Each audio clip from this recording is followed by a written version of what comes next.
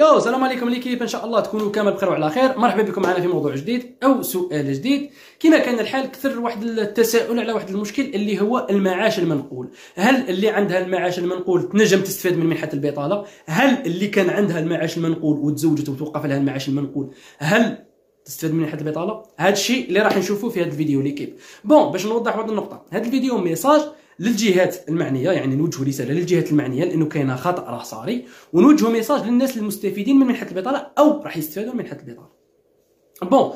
في التعهد والالتزام، يعني الناس سي بون راهم يديروا منحه البطاله، تروح تدي موعد على المقابله يخرج لك وسط موعد التعهد والالتزام. في التعهد والالتزام يقول لك باللي اي معاش منقول ولا اي حاجه تحت 1,300,000 ولا 1300 تنجم دير منحه البطاله، ما يهمناش حنا اي معاش منقول، اي خلصه، اي صالير قل من 1300 تنجم دير منحه البطاله، فوق 1300 ما تنجمش ديرها. يعني بزاف ناس عندهم المعاش المنقول قل من 1300 وقصاهم من منحه البطاله. بزاف ناس اللي طالبوهم يرومبورسو، بزاف ناس اللي بلوكاو لهم الخلصات في زوج.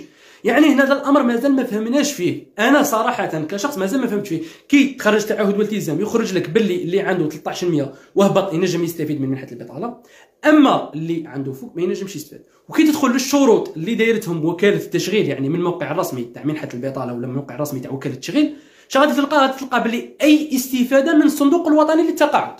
يعني في الامر هذا مازال ما فهمناش اي استفاده ولا 1,300,000. فهمونا في الامر، فهمونا. يعني بزاف ناس اللي راهي راح تظلم، بزاف ناس اللي راهم راحوا سقسيو في لانام وقالوا لهم بلي عندكم الحق تستفادوا، استفادوا عام من بعد طالبوهم باش يرومبورسوا، لانه خرجت لهم عندهم لاسيرونس. كي تروح تسقسي يقول عندك لاسيرونس تاع الوالده تاعك. لانه من هذا المنبر انا نصيحه من الناس اللي كانت عندها الخلصه تاع الوالده تاعها ولا راهي عندها الوقت الحالي وباغي دير منحه البطاله، اوبلي قلعي حاجه اسمها منحه البطاله من راسك، لانه غادي في الوقت الجاي غادي تصرى مشاكل. الامر هذا مازال ما فصلوش فيه وراي فيه مشاكل بزاف. هذه الحاجه الاولى. الحاجه الدوزيام اللي كانت عندها وتوقفت لها، يعني في الوقت الحالي تزوجت توقفت لها، نفس الشيء غادي تروح للمقابله وما راحش يقبلوها، لانه غادي يقول لها راه كانت عندك لاسيرونس. فهمتوني بيان ليكيب؟ يعني هذا الامر هذا بزاف ناس راهي رايحه ظلم وما راهمش فاهمينه. بور موا انا الشيء اللي راني نقول لكم اللي عندها المعاش المنقول ولا اللي كان عندها ما تروحش دير منحه البطاله.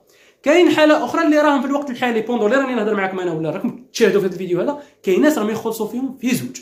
يعني الامر هذا اللي راني نقول لكم تقريبا راكم مخالفين للقانون، لانه الشيء اللي راه صاري يقول لك راك مخالف للقانون. يعني راه عندك هنا دو اسيرونس وما ينجموش يكون عندك دو اسيرونس في نفس الوقت. يعني اسيرونس وحده ما كانش كيفاش، عندك المنحه تاع الوالد تاعك راك تاع المعاش المنقول ومنحه البطاله. يعني شرح يصير هنايا غادي لاسيرونس تاع المعاش المنقول تتسينيالا عندهم في لانيم ويوقفوا لك، يقول لك راه عندك اسيرونس واحده اخرى ويطالبوك باش ترومبورسي ومشاكل ماكش قدها.